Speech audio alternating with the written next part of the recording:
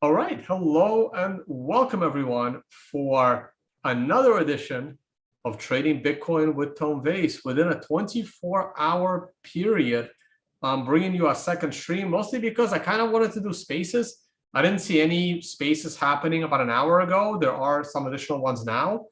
So I said, hey, why not? Let me go ahead and kick off spaces. So there are audio listeners. So I'm going to keep this very short. And then we're going to do Q&A in the audio spaces. So if you have Twitter, go ahead. I retweeted it. The Financial Summit handle is hosting the spaces. I'm going to be the co-host.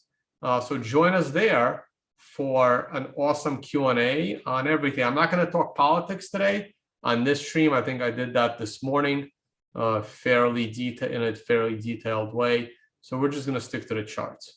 Without further ado, let's go to those charts. I'm going to keep this video to about 10 minutes, and then we go from there.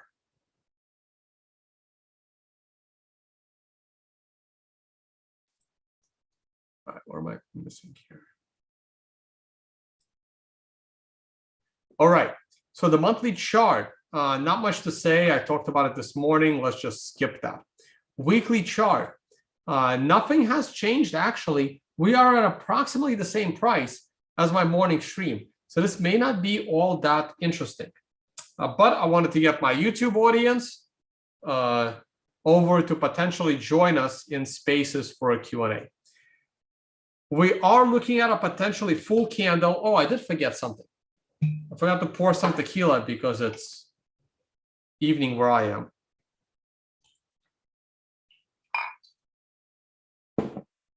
Also, the situation is not as dire as it was a few hours ago when the price was crashing once again below 20,000. We're looking at a potentially full candle on a weekly scale below the 200-week moving average. That's not great. So let's try and avoid that and go up.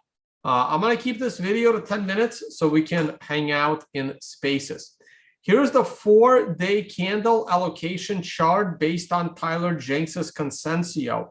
We are in a bullish position. That position is slightly in the red.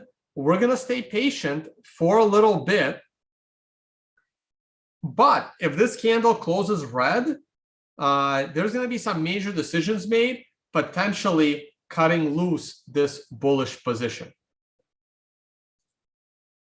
Daily chart. We did have a red day today, mostly because the stock market had a bearish day as well. So today was a red day in the stock market. It was a red day in Bitcoin. The futures in the S&P are starting off a little bit green. And you can see that Bitcoin is also starting off the day in green. Tomorrow's day has already started in the trading candle. So let's see how that day ends. But right now, we are potentially looking to recover a little bit. Both the stock market and Bitcoin are coming off an MRI buy situation. Normally a 1 to 4 candle correction and move in the opposite direction. And then you reevaluate. It has already been more than 4 candles. So if we start rising from this point in time, it would mean that the rise would potentially be extended, but the stock market still drives this bus. So we do need the stock market to go up over the next 2 days in order to make this MRI buy more respectable, that the recovery is going to keep going. Hourly chart. On the hourly chart, we just got to get above this recent high, the high of 10 a.m. this morning, Eastern time. So if we can get above today's highs, basically, if we can just get above today's highs, we can certainly break yesterday's highs as well.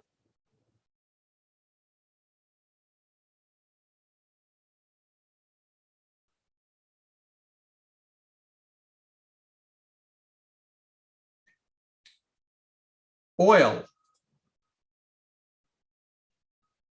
If oil is dropping, that means prices are going to come down across the board on everything. Not much to say on gold. We already talked about the correlation with stocks. And I am pretty much done here. An update on the chess candidates tournament. Everybody tied. I was really hoping that the friend of the show, Rajabov, would beat Ding. It was a really tough game. I was watching it for a little while, but unfortunately, he was only able to have a draw. Hey guys, follow the Financial Summit. We are hosting spaces right now. We have, I don't know, about 50 people in spaces right now, not 1,500 we had last time when I hosted it. Hopefully the Financial Summit would pick up more followers because I want that Twitter handle to be hosting spaces in order to get some extra followers. So follow us on Twitter, follow us on Instagram.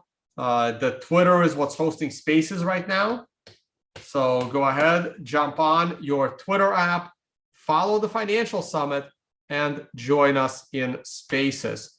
Hopefully we will break 1,000 followers today in the Financial Summit Twitter handle, and follow us on YouTube as well. All right, I promised this to be 10 minutes. It's actually been less. I'm gonna go ahead and leave it here and join us in spaces for a Q&A. I already see Bernoulli, Bitcoin Bernoulli, asking for speaker request as well. And we're gonna have a little chat with some tequila in spaces. Talk to you guys on the next one. I got a question. Do you keep in touch with the crypto network guys? Well, I obviously keep in touch with Jimmy, though I haven't spoken to him in a while. I'm still good friends with Vortex. I haven't seen him in a while either. He came to Unconfiscatable in Vegas. I haven't really kept in touch with Thomas Hunt much. Should probably, ping him. Him and I disagree politically on many things, but I should probably ping him, see what he's been up to.